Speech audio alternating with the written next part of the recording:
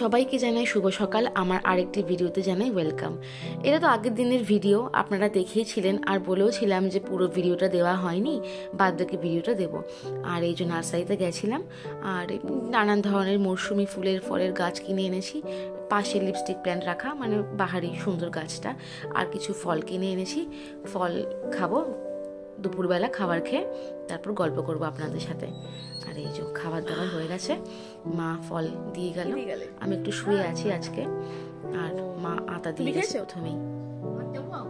না মেরে খেয়ে দেখি, আগে লাগলে নিয়ে নেবো। তুমি খাবে না? ঠিক আছে, আকাশকে দাও, আকাশ খেলে। বড় আতাটা এনেছি। আমি আপেল খাবো না।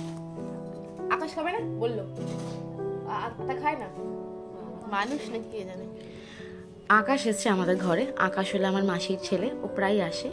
মাসির ছেলে বললে ভুল হবে, ও আমারই ভাই, আমাদেরই ভাই, আমাদের দুই বোনের ভাই। তো সেই কারণে আতা খায় না, সেইভাবে আমি অবাক হলাম। আর আতা যা খেতে ছিল, এই মরশুমে তো আতা ভীষণ ভালো ওঠে। আর আতা যাই খেয়েছি না কেন, যতটুকু খেয়েছি না কেন, এত মিষ্টি হয় আতাগুলো, প্রায় চিনির মতো হয় খেতে। যতবার পর্যন্ত আমি আতা খেয়েছি আমি কিন্তু চিনির মতোই মিষ্টি পেয়েছি আতা। আর সেই কারণেই আতা আমার খুব একটা ফেভারিট ফলের তালিকায় চলে গেছে। যতই আমাকে আতা দাও না কেন দিনে, আমি কিন্তু খেয়ে একদম সাফ করে দেবো। কিন্তু বেশি আতা খাওয়া, বেশি তো কোনো জিনিসই খাওয়া ভালো নয়। তো মা বললো না, আতা খেতে হবে না, এবার একটু লেবু খা। তো লেবু দিয়ে গেল, লেবু খাচ্ছি। আসলে আমার না ফল খাওয়া খুব একটা হয় না। দুপুরবেলা ভাত খেয়ে ফল খাওয়ার অভ্যেসটা খুব ভালো, কিন্তু সেটা আমি মেনটেন করতে পারি না। আমি আসলে চারপাশের পরিবেশ দেখতে দেখতে ফল খাচ্ছি। হ্যাঁ, আসল কথা যেটা বলছিলাম, ফল খাওয়া আমার হয়ে ওঠে না। কারণ আমার ভোরবেলা স্কুল থাকে, ভোরবেলা যেতে হয়। আর দুপুরবেলা না ঠিক স্নান করে ভাত খাওয়ার পর আমার যে চোখে ঘুমটা আসে, একদম ঘুমিয়ে পড়ি। আর চলে এসেছি বিকেলবেলা আমার ঘরে, মানে শ্বশুরবাড়ি চলে এসেছি। সৌরভ আর আমি বেরোবো এক জায়গায়। আসলে আজকে 23শে নভেম্বরের দিনকাটা ভিডিও করছি। আজকে সোনা রাহুল হঠাৎ করে প্ল্যান করলো, ওদের আজকে অ্যানিভার্সারি, তো ডিনারে যেতে হবে। ডিনারে আমরা গেছিলাম বোটানিক বলে একটি রুফটপ রেস্টুরেন্ট কাম বারে। এটা অ্যাকচুয়ালি হলো ময়দানে, সদন থেকে একটু এগিয়ে গিয়ে ময়দান থেকে মেট্রো থেকে নেমেই সামনে যে 42 বড় বিল্ডিংটা আছে, আমাদের কলকাতার বড় বিল্ডিংটা, ঠিক তার একদম সামনেই মেট্রো প্লাজা। তো আমরা সবাই মোটামুটি কলকাতা যারা থাকি তারা জানি, তার ঠিক উল্টো দিকের বিল্ডিংটায়। তো এখানে আমরা এসছি, ওরাই আজকে ট্রিট দিচ্ছে। ওরা হঠাৎ করেই প্ল্যান করলো, বললো আয় দিদি তোরা চলে আয়, আমরা সারাদিন ঘুরেছি ফিরেছি, এবার ডিনারটা তোদের সাথে করি। তো আমরাও হঠাৎ করেই যেহেতু প্ল্যানটা হয়েছে, তাই আমরা অপ্রস্তুত ছিলাম, কিন্তু চলে গেলাম।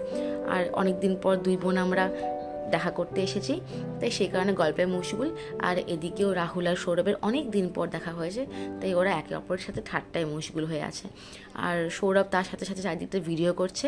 আর একদম রুফটপ তো যেহেতু, সেই কারণে এত সুন্দর ভিউ ছিল। ওদিকে ভিক্টোরিয়া থেকে শুরু করে তারপর ওদিকে আরও নন্দন ময়দান, মানে বেশ ভালো মতো দেখা, চার্চ, ক্যাথিড্রাল চার্চ খুব ভালো দেখা যাচ্ছিল। যেহেতু এটা রেস্টুরেন্ট কাম বার, তো এখানে ককটেল, মকটেল, বেভারেজেস, নানান ধরনের ড্রিঙ্কস আর খাবার দাবার তো সবই পাওয়া যায়। আর যেটা আগে বললাম যে ওদের অ্যানিভার্সারি, তাই ওদের তরফ থেকে আজকে ট্রিপটা ছিল। বেশ মজা করা হলো। আর সুন্দর বেশ ভিউ। ভেবেছিলাম উপরের দিকটায় বসবো, তো একদম ফুল প্যাকড আপ ছিল, তাই বসা হলো না। ওরা নিচের দিকেই ব্যবস্থা করে দিল।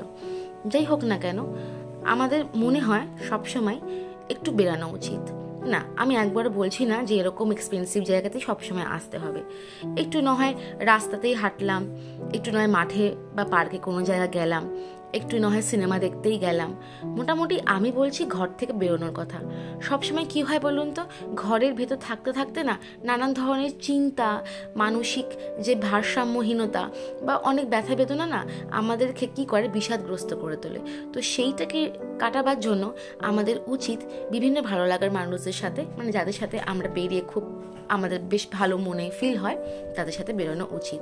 কিছু কেনাকাটা করা, কিছু খাওয়া দাওয়া, যেমন বাদাম ভাজা, ঝালমুড়ি, ছোট ছোট জিনিসপত্র, যেটুকু আমাদের মনে খুশি এনে দেয়, সেটুকু যেন আমরা করে উঠতে পারি।